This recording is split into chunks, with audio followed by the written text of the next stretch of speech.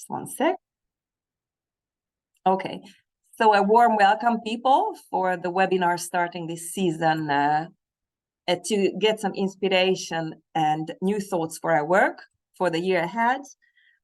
We have two very, very special friends with us, Rhodes and Joan Becker, whom we consider our very, very dear colleagues and mentoring friends from the United States, from Boston especially. Today we will zoom into unique innovations in mentoring, which give us opportunities to scale up. And why did we ask our friends to bring this story to us today? Because in the past year, we noticed that mentoring in Europe is really gaining in attention. I'm sure it's the same also on other continents. We see that we are getting more and more attention, more and more recognition from policymakers, from companies, from schools. So at the same time, we also see more and more mentoring programs around us who offer very committed services to match like 20, 30, 50 young people and adults around them.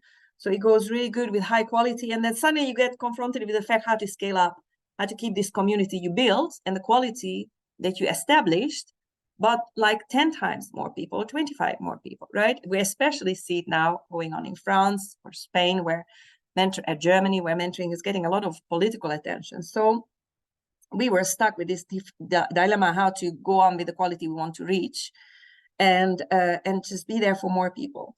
So we wanted to look at the mentoring field with fresh eyes, and we thought we need to reach out to people who keep bringing innovations and the fresh eyes to us. And that's Jean and Joan, if I'm allowed to call you guys with first name. So today's session will zoom into the innovations you two developed for the practice in United States, and we're very curious how we can learn from it and apply it in Europe. So I will give you the floor to also introduce yourself, Jean, if that's okay, and then just to go with your story. All yours, Jean. The sound is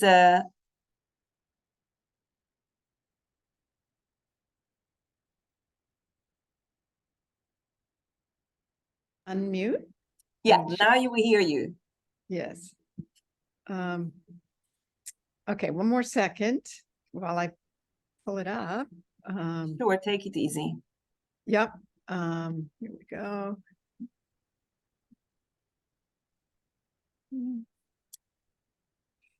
People, while we wait for Jean to start up the presentation, feel free at any stage to pop your questions in the chat. Jean will bring her story in about 20 minutes. And then we have some moments for Q&A. Jean, all yours. Can you see my screen? Yes. Perfect. And you can hear me. Excellent. Okay.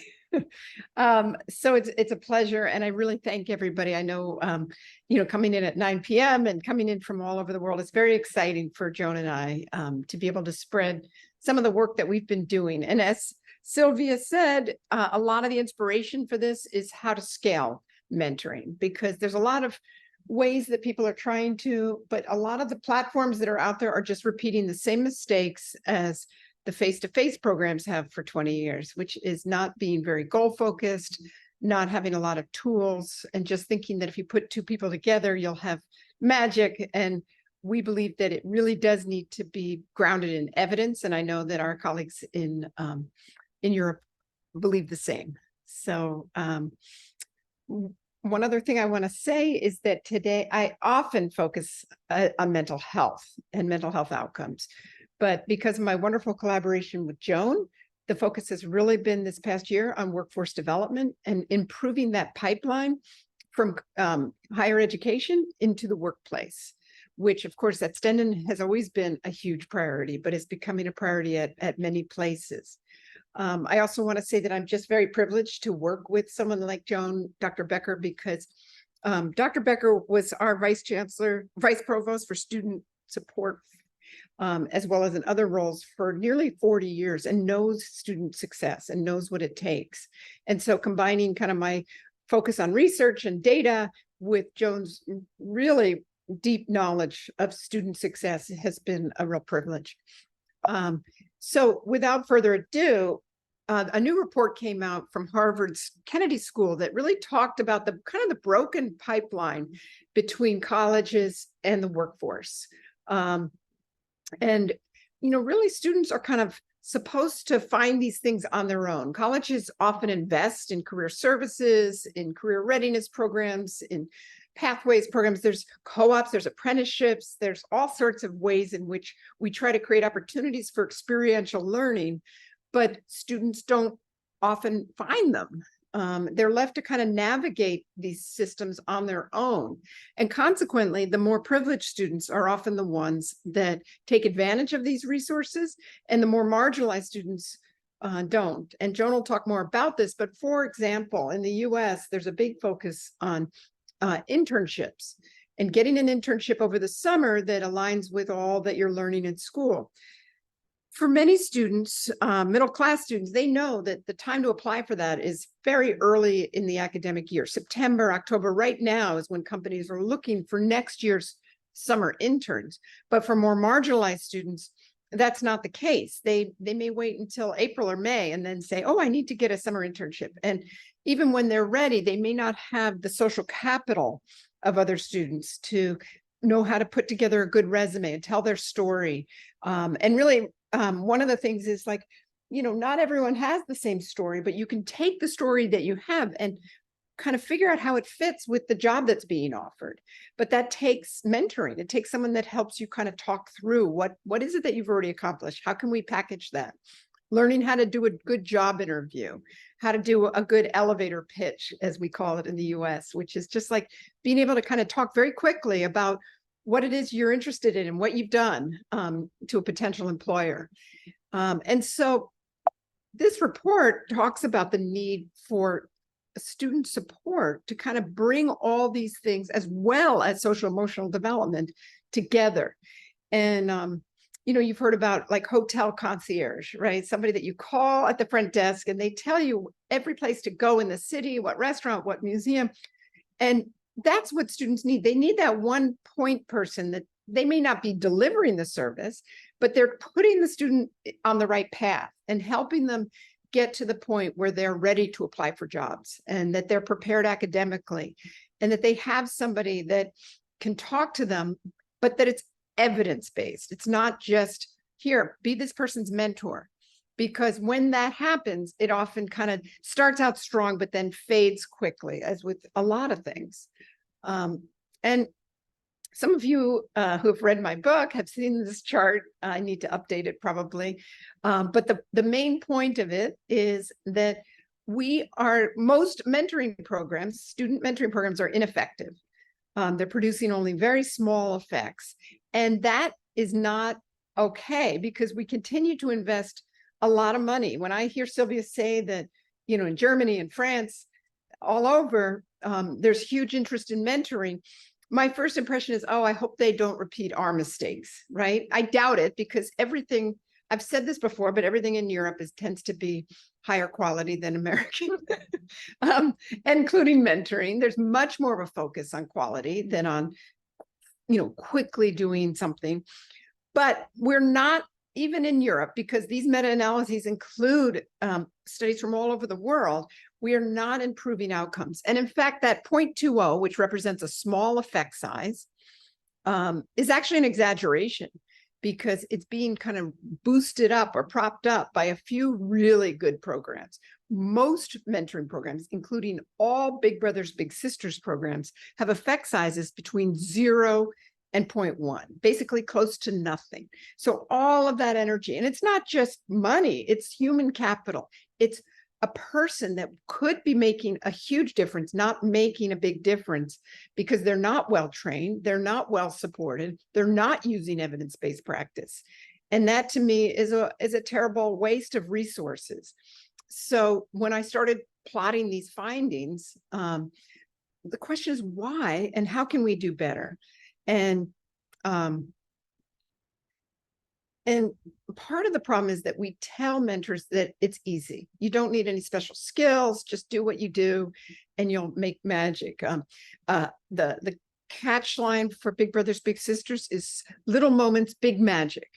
And that's fine. Every once in a while that happens, but it's not like an entire way to package a program. The program needs to be hard work, small outcomes that get bigger, and it's not very good marketing, but we need to do more training of those mentors. I was just reading a publication that came out yesterday, and the mentors had 70 hours of training. Now that may seem extreme, but that is where you get the effects, is when the training is good and there's a lot of guardrails, guidance, and sort of oversight by programs. So when is mentoring most effective? Well, one of the things we found interesting was that peer mentors are very effective, but really what we were picking up on, and I'll show you the data in a moment, is that trained mentors who are credible are most effective. There's a word in the US, we call it credible messengers. And that is, I'm going to listen to somebody in my field a lot more than I'll just listen to my, aunt or sister about my field, because they know the ins and outs of the field. And they also are trained and they've been through it before. And what we found is that when peers are well trained, their effect sizes are double those. We also find, and you've probably heard me say this many times in the past few years, and I'll say it again, is that we need to be more focused in the way we do mentoring. We need to focus on specific challenges, specific goals, things that matter to the mentee. That hour or so that the mentor is giving to that mentee needs to be spent well, and it needs to be focused on goals. And we need to foster a sense of belonging, inclusivity, like that your story matches the world around you, that the fact that you're first generation to go to college, or that you're a newcomer immigrant, or that you're from another low income marginalized group, is not a source of shame. It's a source of strength.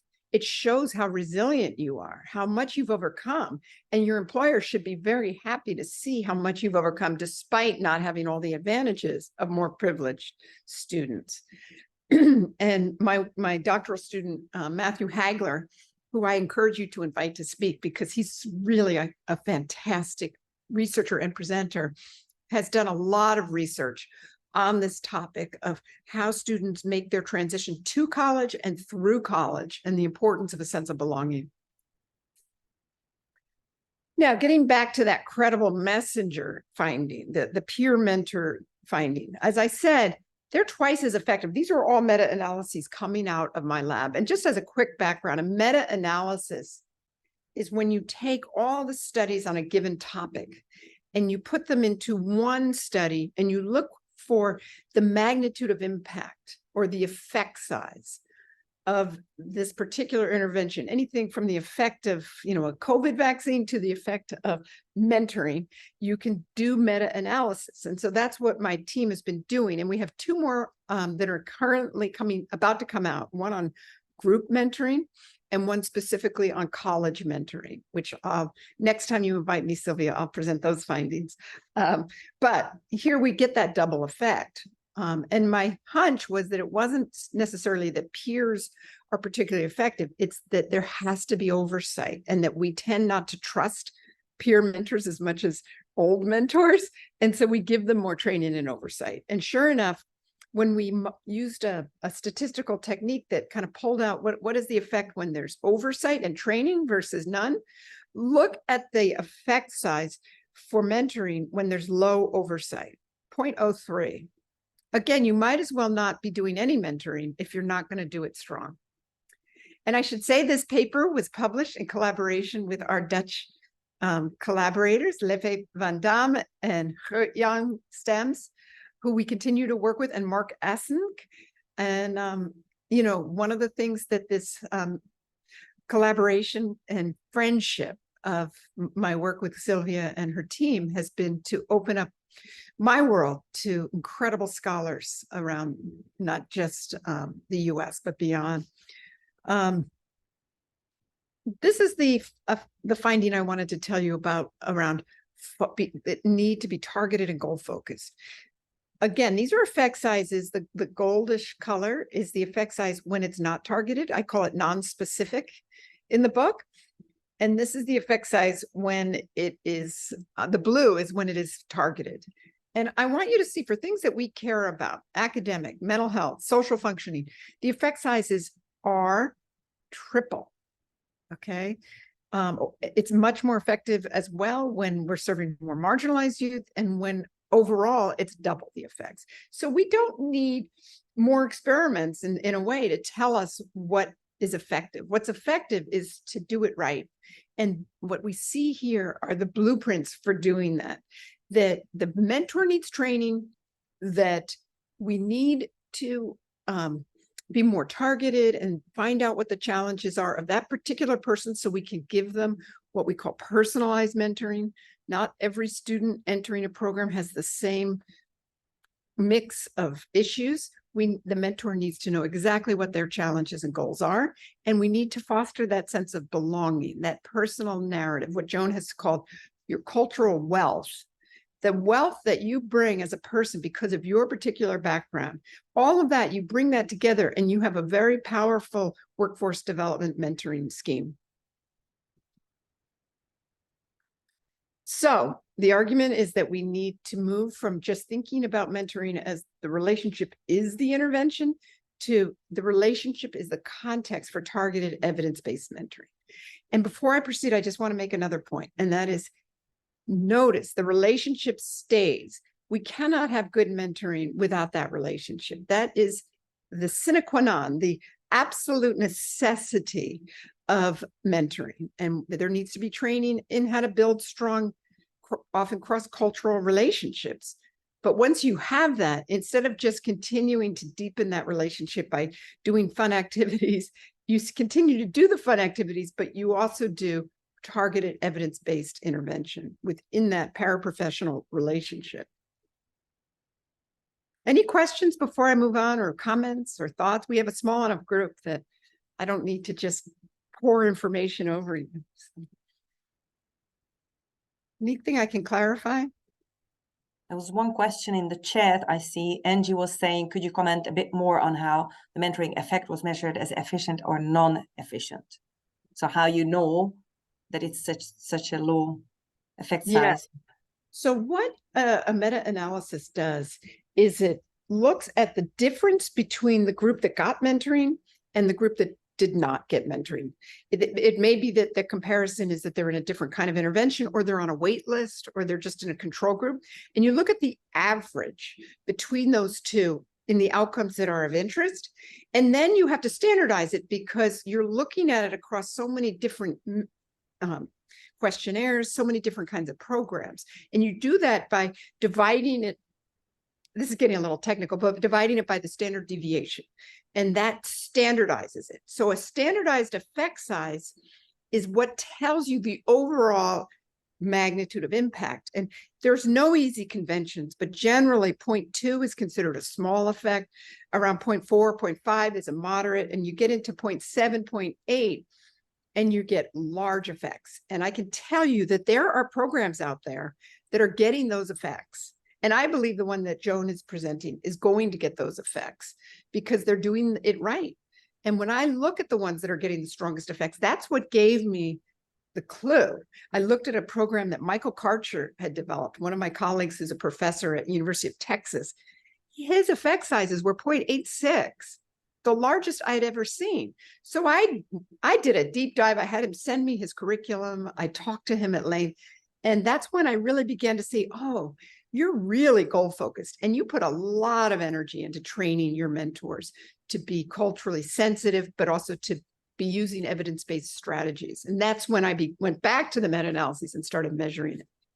So that was a long-winded professor answer to probably a short question, but any other?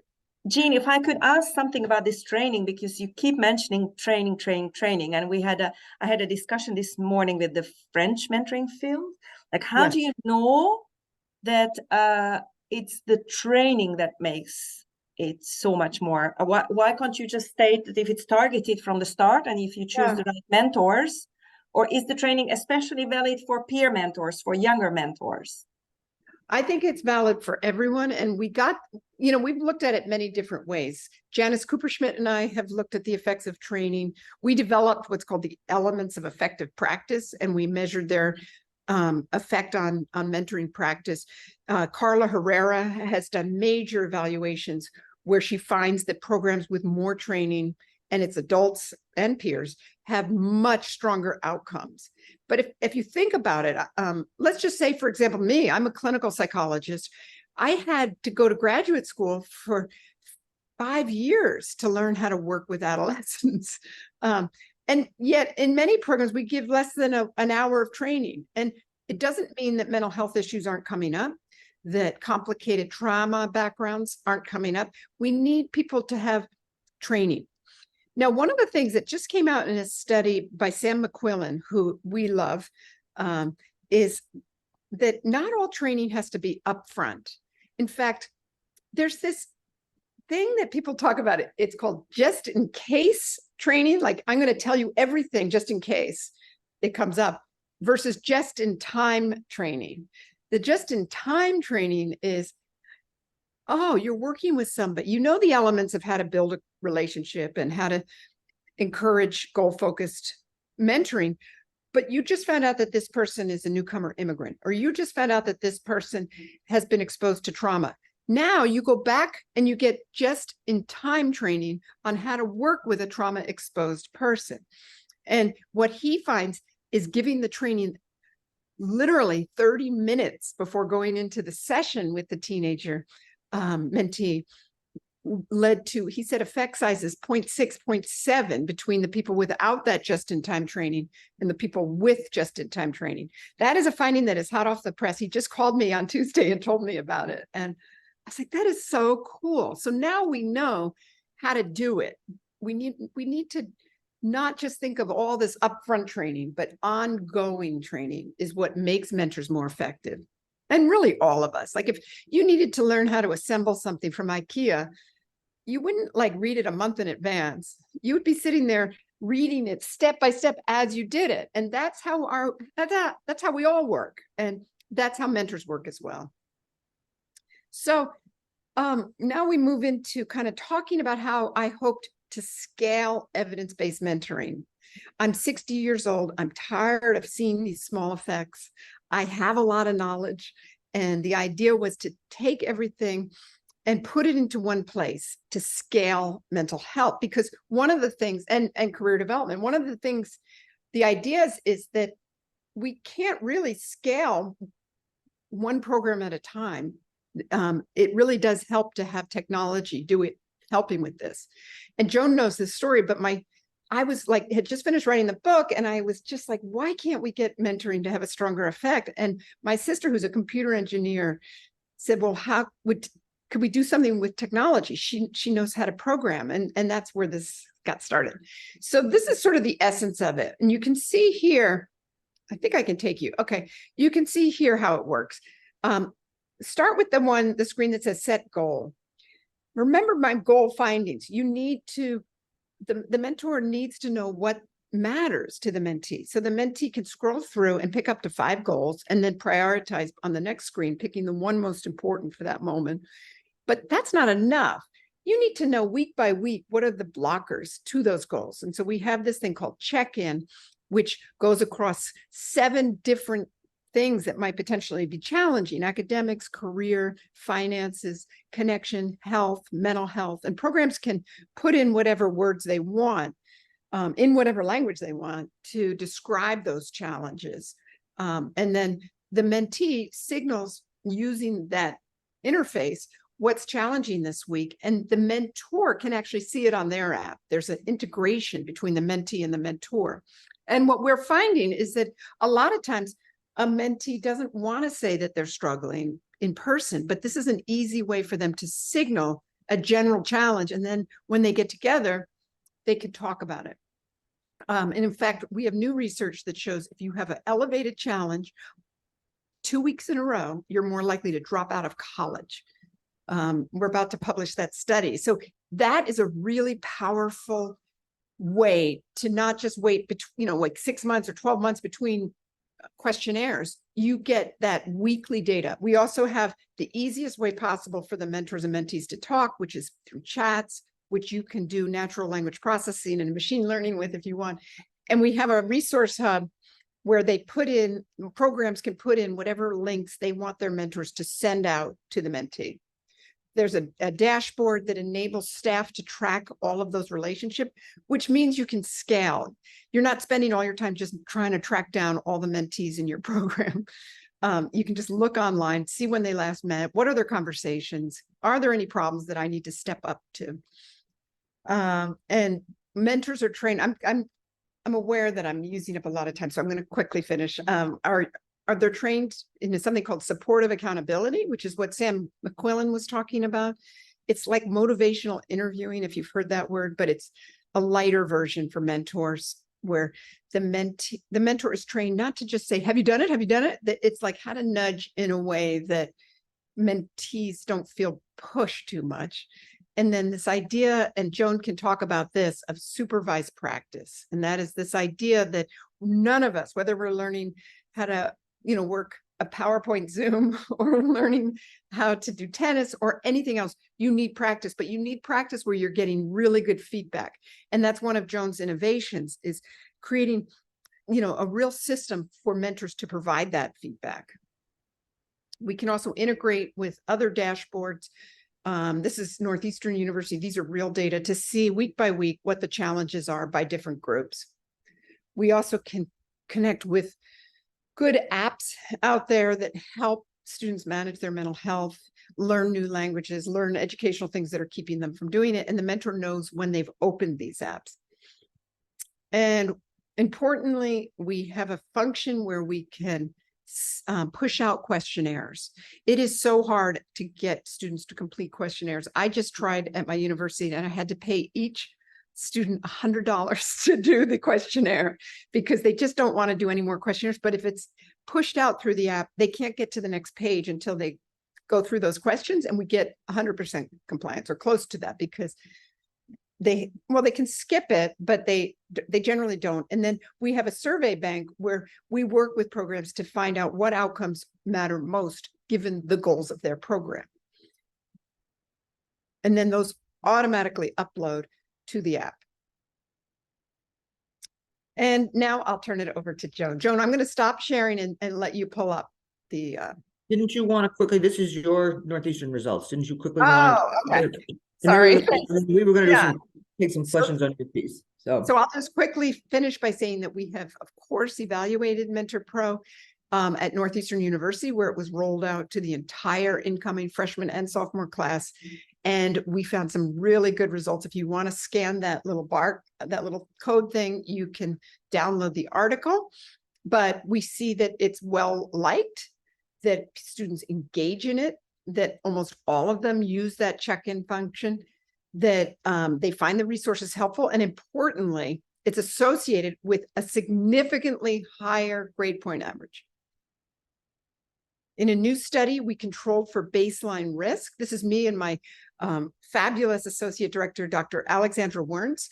We said, well, maybe just like students who are go-getters are using MentorPRO, and this isn't really an effect of the tool so much as a motivation. So we controlled for all of the things that might be risk factors, and we found incredible effects. We could not be happier with this. They have a higher, so everything was matched except one group used MentorPRO and the other didn't. And the students who used MentorPRO had a higher grade point average, a greater sense of belonging, greater confidence, like self-efficacy, and they were satisfied with their life overall. In a more recent randomized control trial, we found effects for anxiety and depression. So we're getting these effects, which makes me very happy, but we're continuing to try to improve it. And I'm going to move now to Joan. Joan, should I stop my share? yeah, stop your share. And then Sylvia, did you want to give people an opportunity to ask questions at this point, or did you want us to keep moving? We can give it a moment. If people have a question, feel free to say it aloud. Otherwise, we step to Joan to hear the second part of the story about the labor market connection. Guys, any questions on your side? I don't know. Hello? Yes. Hi, I have a question for the MentorPRO app. So what I understand it's a way to track the mentoring process. So the training process, is it included within the app? Is it like it can be used also to track the pre-mentoring phase?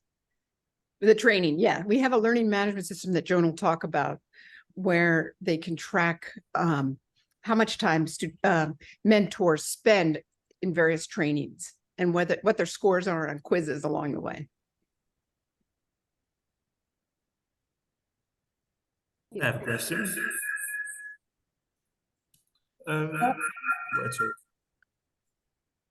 Not sure who is talking. John, perhaps you can fire. Yes, sorry, I'm back. I'm sitting with a colleague of mine next to me, and we had a bit of audio issues, but it's fixed now. I had a small question. You were talking about the integration of different apps into the MentorPRO app, and how people can supervise the apps that you use on the rest, the integrated apps that you use. Doesn't it raise any questions of privacy or trust between mentor and mentee? Well, it has not so far.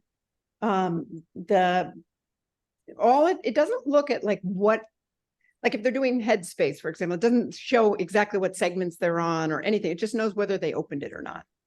And that way the mentor can say, hey, I noticed you haven't used it or you have been using it, and just encourage usage. So no, there haven't been issues around that. And about interpersonal relationships, like what I'm used to is I ask someone a question and I hope that they answer truthfully. But once I open this app, and then I will maybe miss a part of contact with my mentee, in which I am building a bond of trust. So I asked someone, did you do the Headspace task we talked about? And then he says no, but I go and check. He says, yes, I've done it. And the app says, no, I haven't done it. What does it tell about the bond trust? Yeah, so, I would train the mentor not to challenge them on that. Because teenagers and young people don't always tell what they're actually doing. But we can also turn off the ability to monitor apps if programs don't want them. Okay, so it's just changeable per program if you want certain features or you don't. Okay. Yeah. Thank you. Sure. And I suppose it fits the idea of supportive accountability as well, as you said, Jean. Okay, let's step to Joan so that we understand the connection to the labor market. There is one question more, if it's possible. No. Sorry. No. Depends on who's asking. You can email me the question. How about that? Of course it's possible. Go ahead. Well, I can send you the email if you want, no problem. No, just joking. Go ahead. No, okay. So from my experience, I'm Angie. I mentored both in the US and in Europe. And I just saw some differences in my mentoring work regarding the accountability of girls versus boys, or women versus men, if you want it like that. So have you seen some differences between genders when they use this kind of applications? Yes, we find that girls are more conscientious about it. They use it more regularly. And that, we randomized whether or not there were male matches, male, female, it was completely random. And we find that the female to female matches are the most successful. Wow. But it's not a huge effect. Well, and I would sort of, this may not be true in Europe, but in the United States, there's a huge gender imbalance in higher education to begin with. So it's about, 60-40, or maybe even worse, but it's clearly far more women are going on to college than men. And so that gets reproduced if you're working with, for example, college age population, in terms of further exacerbates that gender gap.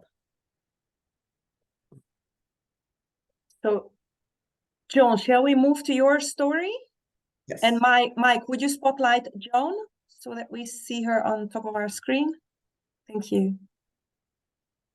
Okay, fire away, Joan. Appreciate it, and it's wonderful to be with you. I was as Jean mentioned, at the University of Massachusetts Boston for most of my career, and my last position was Vice Provost for Academic Support Services and Undergraduate Studies. So I've done a lot of work with college students and pre-college students for most of my career. I retired from the university in 2020 and have been continuing some work for the university, but have been consulting for an organization in Washington, D.C., the Council for Opportunity and Education, which I've been involved with for decades. And a major thing that we are working on is a career opportunities initiative. But let me give you a little bit of background on the council. The council was created in 1981 and is committed to expanding educational opportunity for students who are the first generation in their family to pursue a college degree, come from low-income families, students with disabilities, essentially students who in the U.S. have been historically marginalized and have much worse outcomes than more affluent students. We advocate for the federal TRIO programs, and there were 3 programs at one point, which is where the acronym TRIO came from, but now they're more than that. And we work with middle and high school students through the Talent Search program, which is mostly about disseminating information about college opportunities and financial aid opportunities. And then you have Upward Bound, which works with high school students, more intensively focused on academic preparation. And we have a math science focused component of Upward Bound. We also have an Upward Bound component for adult veterans who joined the military prior to getting a post-secondary credential and now want to get a post-secondary credential. Student Support Services works with low-income first-generation students while they're in college, and it's really a college success, college retention effort. McNair is focused on preparing our low-income first-generation undergraduates to go on to doctoral study. And Educational Opportunity Centers work with low-income adults, getting them connected to post-secondary opportunities. And in the very beginning, when the council people were organizing, it really was growing out of a belief of people on the ground running programs, that the people who ran the programs had a lot of knowledge about what was the right way to support low-income first-generation students. So we got involved politically and got involved at the advocacy work in Congress to ensure that the appropriation is up. And so now we serve over 800,000 students annually. We over $1 billion in our federal appropriation. And we've done a really good job of making it a bipartisan effort so that we don't get caught up in the insanity of U.S. politics. So, for a long time, those of us working in educational opportunity thought that what was important was getting low-income first-generation students access to college and getting them in. Then we realized that was necessary but insufficient. We needed to get them through to get a post-secondary credential. So we focus on access and completion. And now that we're getting better at completion, it's clear that we need to also ensure that students get connected to a good job. And that if you simply getting a post-secondary credential, if that doesn't lead to career success, then you haven't achieved equity. So we've now launched this initiative within COE that we're calling the Career Opportunities Initiative. As Jean mentioned, we know that paid internships make a difference for students. For example, students who Strata Education Network did a study that came out in 22, that if you did a paid internship while you were an undergraduate, you made close to $4,000 more in your first job than a student who did not do a paid internship. And no surprise, low-income first generation and historically marginalized students are disproportionately underrepresented in doing paid internships. We also know that there's very specific things that work, and that's Jean's right. This is evidence-based. So we know that the mentoring and coaching is crucial, and we've built that as a cornerstone of the program. But we also need to focus on skill building. We need to do exploration. We need to connect students to the kinds of financial resources to make all of this possible. So we have near-term, midterm, and long-term goals for the Career Opportunities Initiative. The near-term goal is that students will have a much better understanding of their interests, what's out there in terms of careers, because a lot of what happens to our students is they just don't know what's possible. And they need to know the labor market trends and know how to follow them, so they know where what employers are looking for. Midterm, we want to ensure that our TRIO students who participate in competitive paid internships do have higher first-time jobs out of college, and that they will report greater career satisfaction. And then at the end of the day, the long-term goal really is to achieve what we're calling career equity, which means that students are able to launch and sustain a meaningful career that pays them a living wage, that they can really contribute to their community and to their families.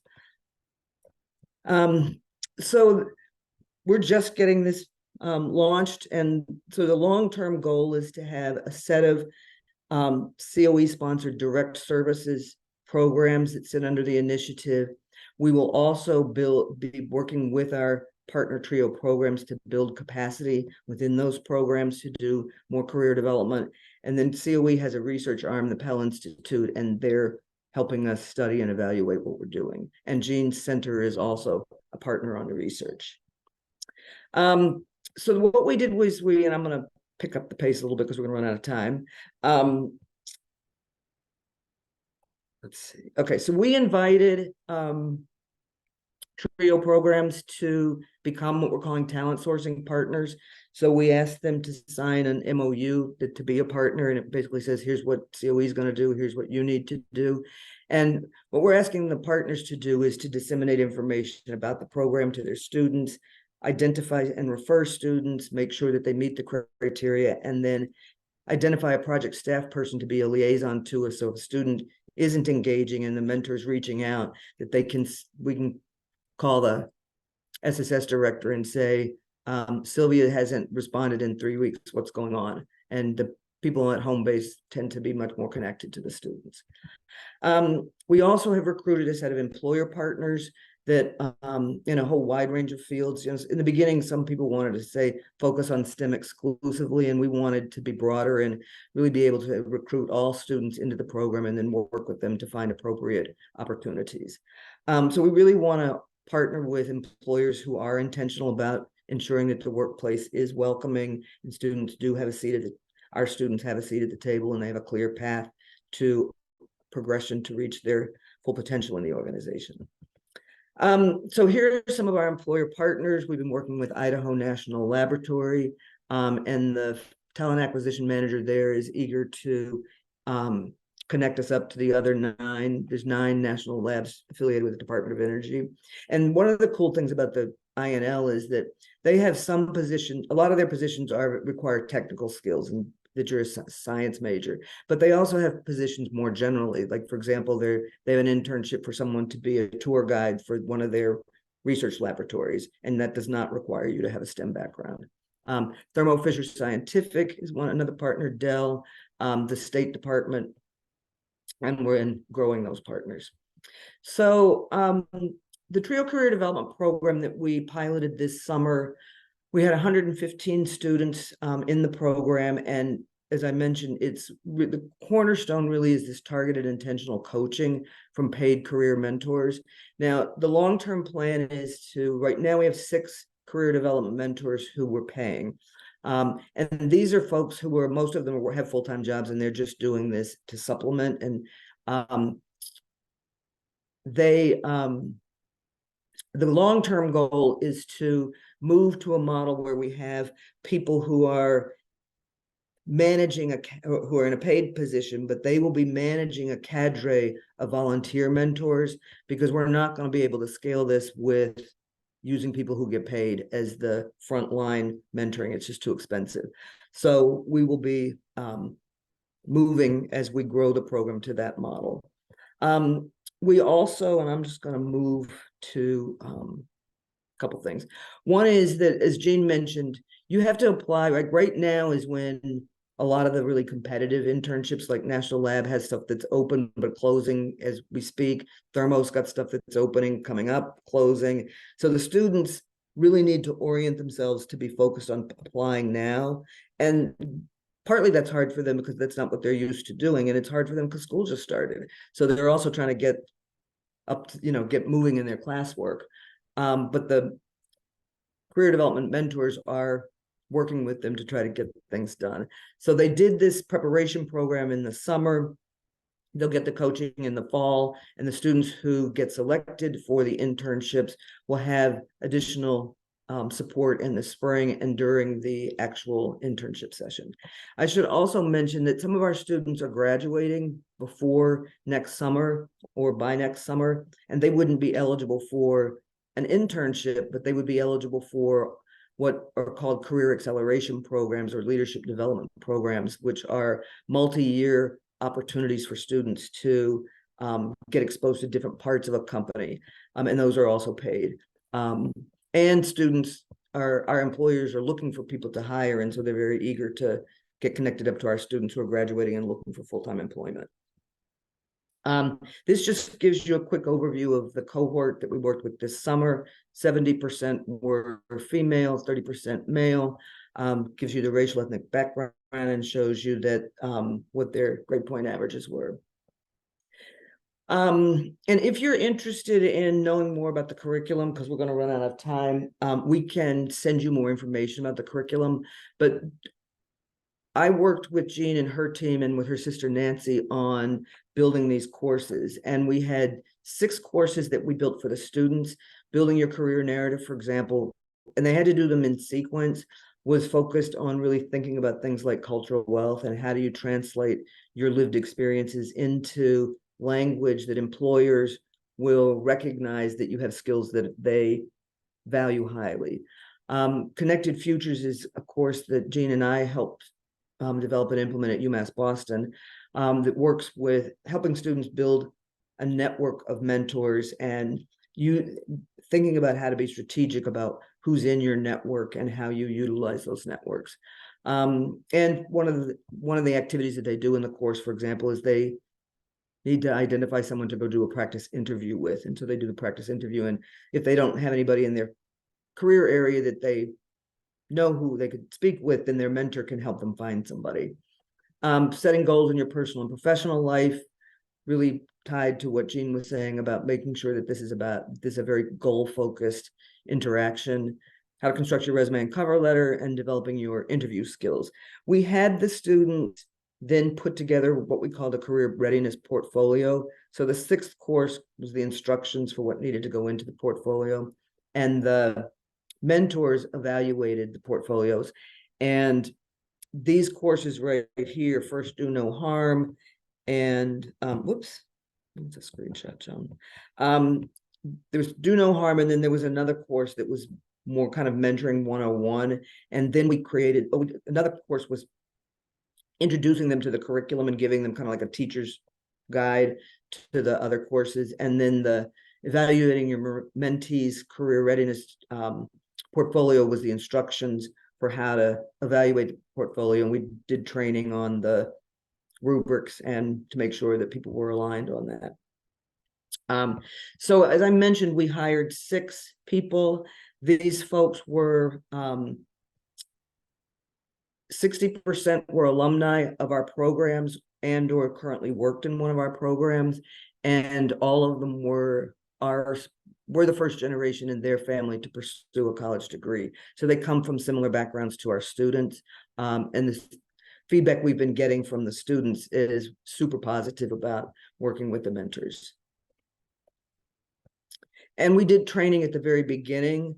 In addition to they had access to the coursework, we did a training at the very beginning of the program, and then we have weekly supervision meetings with them and have been doing ongoing training where they need it.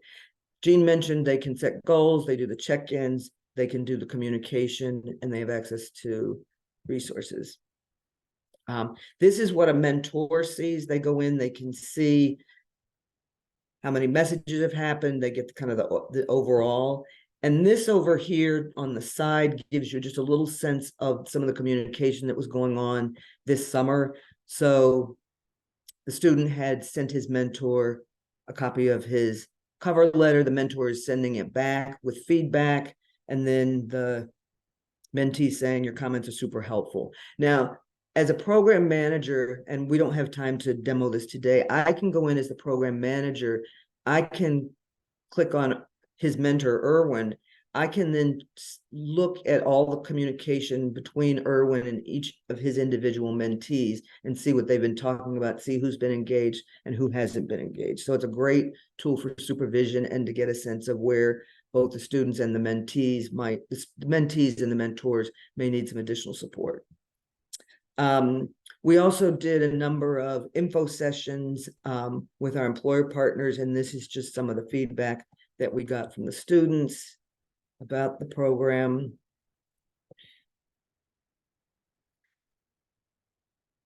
And that's it. So I'll leave that so you can read it, but that's the end of my presentation, and I will open it up for questions. What a wonderful timing, Joan. Thank you so much for that. Max, perhaps you can stop or Joan, you can stop sharing the screen so that we are all in the picture again, and Max can stop pinning you so that we see each other in the screen, and then we can see if people have any questions. So if in my summary now, Joan, I'm trying to put the two stories together that you guys brought. If I understand it correctly, you guys brought together a system that offers learning modules for mentors and mentees, learning modules and communication model, so that you can easily work with corporates and hundreds of students or within universities, as the Northwest model, where I think it runs with thousands of students.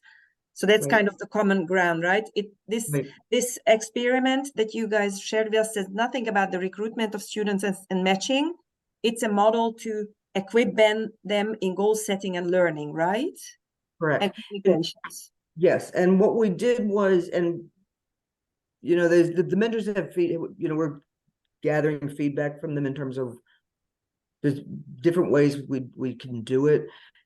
I simply, as students applied and got admitted to the program, I just put them on people's caseloads somewhat randomly, with the eye to keeping those caseloads balanced in terms of how many hours a week the mentor could work and how many people I gave them on their caseload. There was one mentor who works in a McNair program, and we decided, because the McNair students have needs that are a little different than the student support services students in terms of internships, that we would give the McNair students to Melanie, since she had expertise in sort of their program, what was happening for them in their programming. And we had one of the mentees who worked at an institution that was participating in the project, and his supervisor didn't feel comfortable having him have mentees from his own institution. So we didn't give him any from that institution, whereas another of the mentors wanted the mentees on her caseload from her own institution, and we were fine with that. So, but we didn't, right, we did not have it was not a, all clear. You know, we're trying to match Sylvia to it was more like, I'm giving you a caseload. I see some hands in the air. I'm not sure, Jean, if you wanted to add anything to Joan's story before we move to questions. No. I'll let Joan do most of the talking since I was hogging the time. Don't worry. Gus, you had a question? Yep. And then Kaula. So my mentoring story started 10 years ago as a student, and I was grabbed by it, and I was determined to spread mentoring through Europe, first on a small scale and then scale it.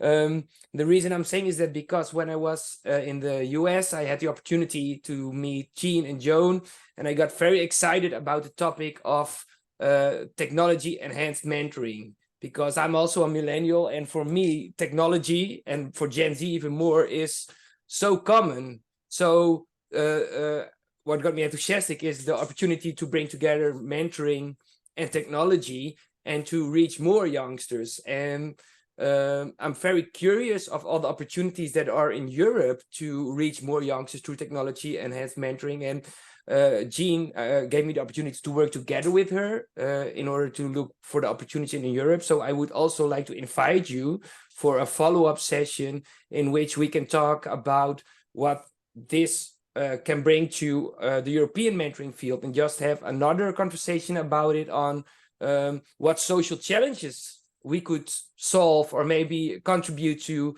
with all these new findings on technology enhanced mentoring. So that's something that, so if you're interested in it, please leave your email address in the chat, and we will follow up on that.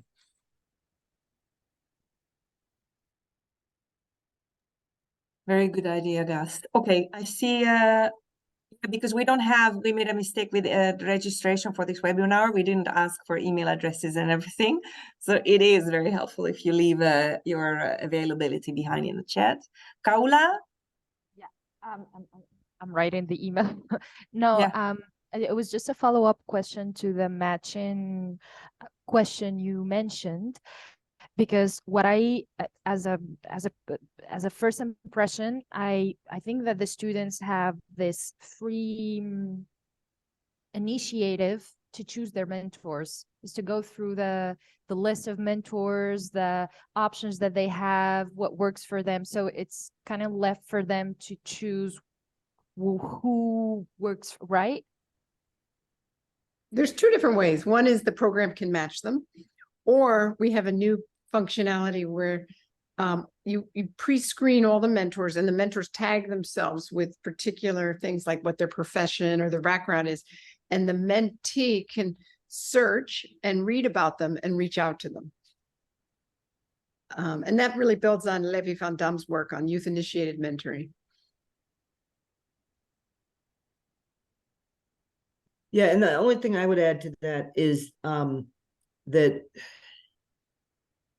the sort of, we're matching them with on the caseloads of the career development mentors, but we have over 6 million TRIO alums. So we've got a database where we've got information about those, and we're starting to build a cadre of TRIO alumni who are willing to be available to students. So they'll have their career development mentor who's coaching them through the modules and the coursework and kind of keeping them on track, but they'll have access to choose other mentors to help them with other parts of their journey.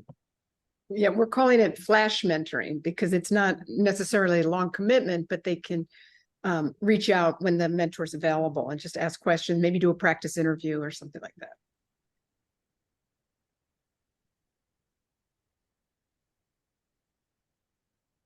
Any other questions, people? Yeah, I was about to ask you about these interviews. So because in my practice, we just had a kind of roster at the university in which, mentors describe their work and their possibility. And I would just like to mention that sometimes you have a practical course. I teach a practical course in the lab. So sometimes I do not have enough time or enough space to bring all the students that they want to be in the lab. So I have to schedule interviews with the students. And I'd like to ask you, how is possible to do this via these apps, or is it any other possibility that you imagine that? Well, our folks, and I'm actually going to need to hop off in a minute because I've got to run another meeting, but I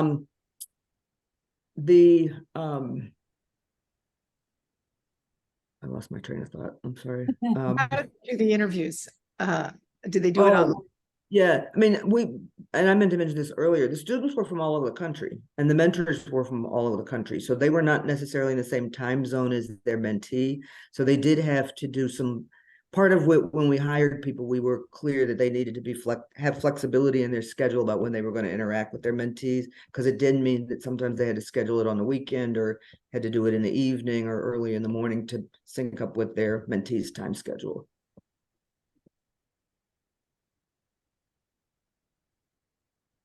Elke? Yes, I have a question about the application MentorPRO. Is it a prototype or is it already launched? It's already been launched for 3 years, and over 10,000 students have used it. So okay, so it's not a standalone kind of application that also companies in Europe could implement in their Yes. system? Yes. Is that also the case or not? So Yes. Elke, we are piloting. Oh, sorry, Jean. We're piloting it too in Europe. We're working on trying it in our context because, as you might have heard, the US context is different from the European context. They use different words. The educational system is different. So what we're looking at now is how we can build a pilot that suits our context and see how we can reach more mentees using this application. So I would invite you to our open discussion too, because I think you're asking the right questions. Okay, thank you.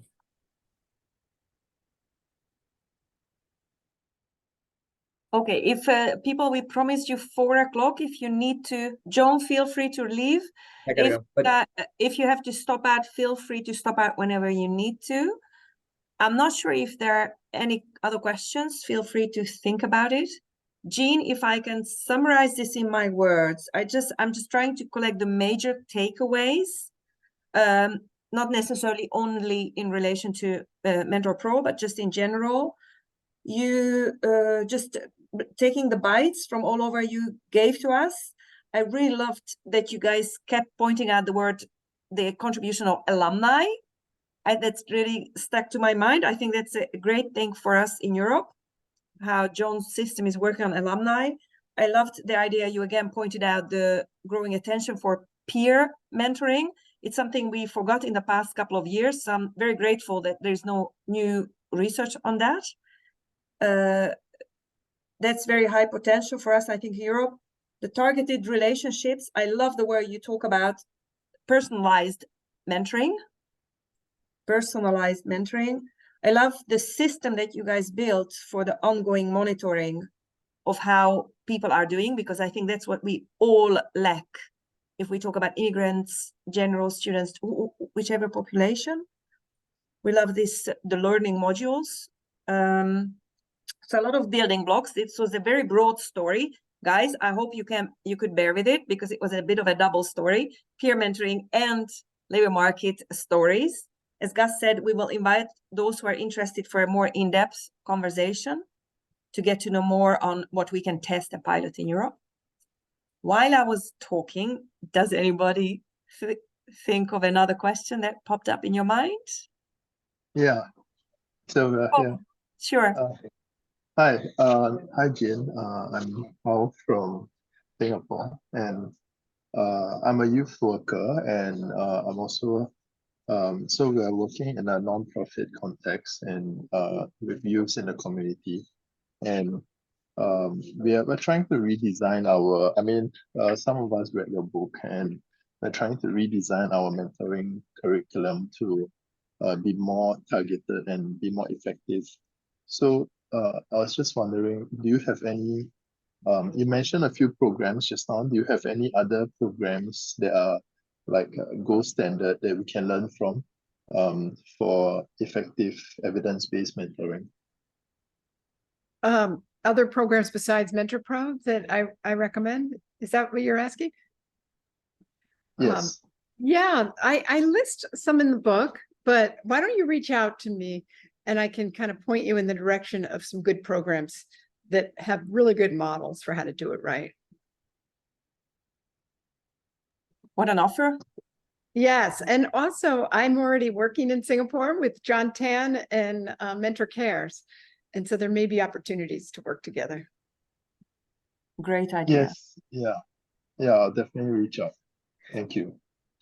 Knowing you guys, how you will be there in Paris when we have the summit, and then you can see Jean personally, because if I know it correctly, you will be coming. Okay, if there are no other questions now, Tineke, anything on your side? No, all good. Joseph, you joined us later, so the recording of this webinar will be online on our YouTube channel. You can look at it. Okay, people, thank you so much for making time for this. Jean, thank you so much for bringing the stories. And thank you, everyone. Thanks, Jean, and see you all again in the next online or in real person events. Bye, people.